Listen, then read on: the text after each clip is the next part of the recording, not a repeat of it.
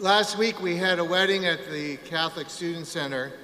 One of our own, Sean, married Hannah. And there was nearly a pre-endemic sized attendance at this really extraordinary, very special Mass.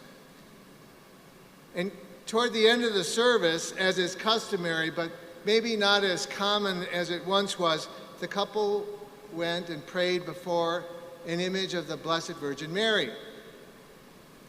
What was unusual is that Hannah and Sean were joined by Hannah's father and two brothers. Hannah's mother was not there. Hannah's mother had died 2 years ago.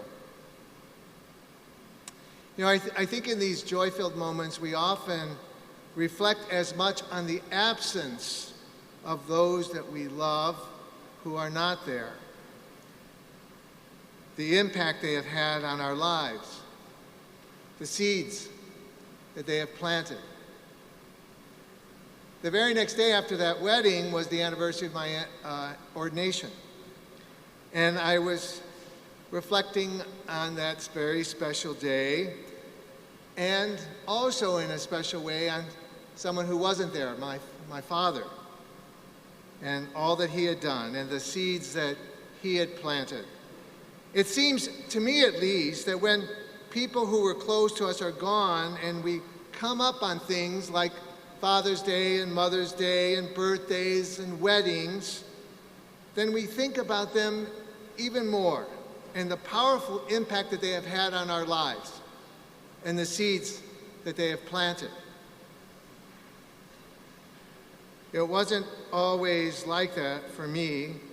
There was a time in my life, I would say, when I kind of resented my dad.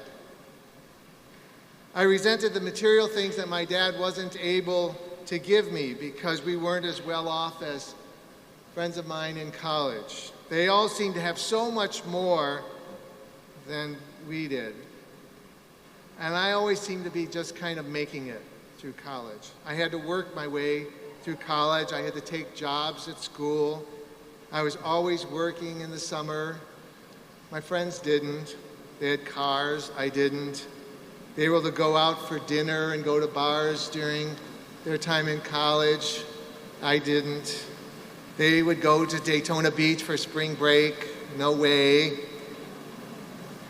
And it wasn't until some time had passed that I appreciated actually how much I enjoyed those work experiences that I had had and what good things that they had done for me. And more importantly, and it wasn't until later, that I appreciated how much my father and my mother had done for me, how wise they were, how they had shared that wisdom with me in humble ways, and how much they truly loved me and respected me when at times I didn't return it. How much nurturing they did, and the seeds that they planted. So it seems quite natural today to think of those seeds and how from the very beginning of my life, my parents played a role that continued throughout my life. And even though they're both gone now, it continues still. Our fathers, our mothers are about the work of God, beginning with something very small, even smaller than a mustard seed, and little by little they nurture it and help it to grow, often in imperceptible ways, doing their best even when their sons and daughters don't recognize it until later, sometimes much later. However, there are seeds that only God can plant, and it is the seeds of love planted in human souls that grow unobtrusively. How does this apply to the kingdom? The seeds of the kingdom grow into the fruits of faith very slowly, hidden. And God, who sees in secret, He does the cultivating through our experience of life's invitations to trust in the little things of God, we are small. And the movements of the Spirit in us are so modest as to be nearly invisible. And yet, if we are patient, if we wait for growth within us, the Spirit gradually will begin to grow and to help us to yield much. This is how it works, of course, as parents. These are tiny things that we do to help build and nourish the kingdom within our children. And when we add more love on top of the love that God has placed within each one of us and nurture it with patience, then something miraculous can happen. That is how it works in so much of what we do. We see it in the work that we are called to do in God's kingdom, that each of us is called to do, to build up God's kingdom.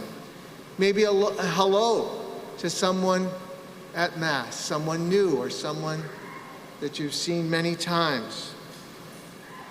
Some kind gesture, a kindness that we performed that maybe we forgot, the few dollars that maybe we send to the missions or to help some local cause. Small, maybe even tiny, maybe even imperceptible gestures that singly and together change things, change situations, change people's lives. When a person first opens themselves up to receive God, God rules very little of that person. And so the kingdom of God is the littlest seed in the ground of the heart. But only if we let the seed grow in us, if only we don't give up on ourselves, that littlest seed of God's kingdom will grow and grow until it becomes something truly special. We become children of God, sent to build his kingdom. Only one seed at a time.